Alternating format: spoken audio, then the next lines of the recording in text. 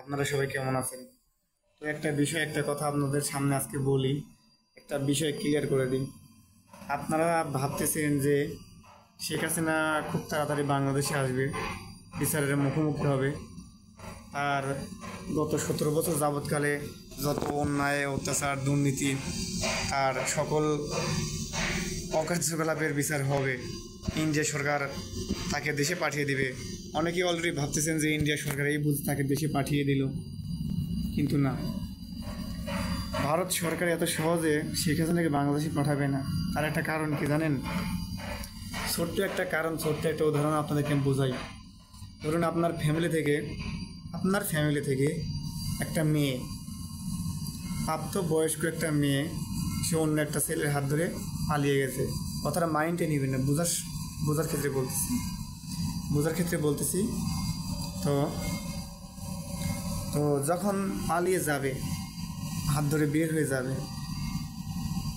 তখন মেয়ের আত্মীয় স্বজন যে যেখানে থাক, কোথায় গেল, কিভাবে গেল, ছেলের বিরুদ্ধে ছেলে এইডা, ছেলে ওইডা, ছেলের এইডা না ওইডা না, বিভিন্ন তালবাহানা করে, বিভিন্ন কথা বলে তার বিরুদ্ধে কিন্তু মামলা হামলা, তাকে অনেক দোষারোপ করা হয়ে থাকে। আর যদি কোনো মতো ছলে বলে কৌশলে মেয়েকে একবার বাড়ি ফিরাতে পারেন, তাহলে মেয়ে পক্ষ কিন্তু তখন শক্তিশালী হয়ে যায়। আর যতক্ষণ না মেয়ে বেহাত থাকে, মানে ছেলের কাছে থাকে, ততক্ষণ কেউ মেয়ের বাবা মা গার্জিয়ানরা খুব একটা শক্তি পায় না, খুব একটা সাহসও পায় না। ওই কী করবে, একটু দৌড়াদৌড়ি পারবে, দৌড়ধাপ পারবে, থানায় যাবে, একটু মামলা করবে, গায়েবী মামলা, যে আমার বাড়ি থেকে এত ভরি স্বর্ণ, এত ভরি টাকা নিয়েও দেওয়া হয়েছে। তো অনেকেই করে থাকে ভাই, এগুলো চোখের দেখে অনেকেই করে থাকে। আর ছেলে ততক্ষণ পর্যন্ত শক্তিশালী থাকে যতক্ষণ পর্যন্ত মেয়ে তার হাতে থাকে। মেয়ে তার হাতে যতক্ষণ, তার কাছে যতক্ষণ, ছেলের বিরুদ্ধে যত মামলা হামলাই করেন, একটা কার্যকর হবে না, হইলেও খুব একটা কার্যকর হয় না। বিশেষ করে অনেকের ক্ষেত্রে দেখেছি যে যতক্ষণ না ছেলে আর মেয়ে এক জায়গা থাকে, মেয়েকে গার্জিয়ানদের ছেলে মেয়ে পক্ষ যতক্ষণ হাতে না পায়, মামলায় কিছু করা সম্ভব হয় না। তো আর ছেলে ততক্ষণই শক্তিশালী থাকে যতক্ষণ না মেয়ে তার হাতে থাকে। আর এমনটাই হচ্ছে আমাদের বাংলাদেশের অবস্থা। ভারতের হাতে যতদিন আমাদের কন্যা থাকবে, আমাদের নেত্রী মাননীয় সাবেক প্রধানমন্ত্রী হাসুপা যতদিন ভারতের সংসার করবে ভাই, আমরা চাইলে তাকে আনতে পারবো না। আর ভারতের যে ছেলেপক্ষ কি এত সহজে মেয়েকে দিয়ে দেয়? পালিয়ে নিয়ে গেছে কি আপনাদেরকে দিয়ে দেওয়ার জন্য? যদি আপনাদেরকে মেয়ে দিয়ে দেয়, সে অবশ্যই কেস খাবে। তেমনি করে ভারতও ফেঁসে যাবে, অনেক দুর্বল হয়ে যাবে।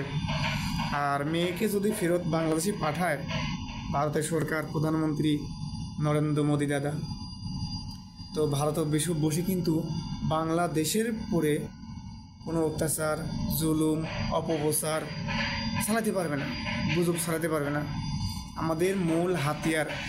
তাদের মূল হাতিয়ার, গুজব ছড়ানোর হাতিয়ার হচ্ছে আমাদের শেখ হাসিনা কন্যা। ভাই, কন্যা মেয়ে আমাদের হাতে নেই, বেহাত, এখানে আমাদের কিছু করার নাই। আর ভারত সরকার এটা চায় না যে স্বামী পক্ষ তার বউকে দেশে পাঠিয়ে দিক, বিচারের মুখোমুখি করুক, তার বাবার বাড়ির লোকজন তাকে দেশে আটকায় রাখুক, বিচারের সম্মুখীন করাক। বিষয়টা এরকমই। শেখ হাসিনাকে বাংলাদেশে পাঠায় দিলে ভারত কিন্তু এই কারণে বসে দাদারি করতে পারে না, গুজব ছড়াতে পারবে না, নাশকতা উস্কে দিতে পারবে না। এটাই হচ্ছে ভারতের প্রধান পরিকল্পনা। শেখ হাসিনা যতদিন ভারতে থাকবে, এই বাংলাদেশে একটার পর একটা অশান্তি লেগেই থাকবে। অশান্তি কোনো কমে ছাড়ানো যাবে না যতক্ষণ না এই সরকারটা আছে, অস্থায়ী সরকারটা আছে। তবে হ্যাঁ, স্থায়ী সরকার আইলে আবার মোদির খবর আছে, এটা মনে রাখেন। স্থায়ী সরকার আইলে মোদির খবর আছে, দিবে না কেন, দিতে বাধ্য। আজকে হোক, কালকে হোক, পরশু হোক, তরশু হোক, দিবেই। কিন্তু অস্থায়ী সরকার কিছু করতে পারতেছে না ভাই, এটা সম্ভব না। যতক্ষণ না ভারতের প্রধানমন্ত্রী বাংলাদেশে স্বইচ্ছা হস্তান্তর না করবে, এতক্ষণ পর্যন্ত তাকে ভারত থেকে আনা অনেক কঠিন, এত সহজ না, অনেক কঠিন। আর ভারত সরকারও এমন বোকাচোদা না যে শেখ হাসিনাকে বাংলাদেশের হাতে তুলে দেয় ওরা ওই পাশে আঙুল চুষবে। ওরা যদি শেখ হাসিনাকে আমাদের হাতে তুলে দেয়, বাংলাদেশ সরকারের হাতে তুলে দেয়, আইনের মুখোমুখি করে, তাহলে তো ভারতের দাদাগিরি শেষ, এখানেই শেষ। এটা কি জানেন? এটাই আমি জানি।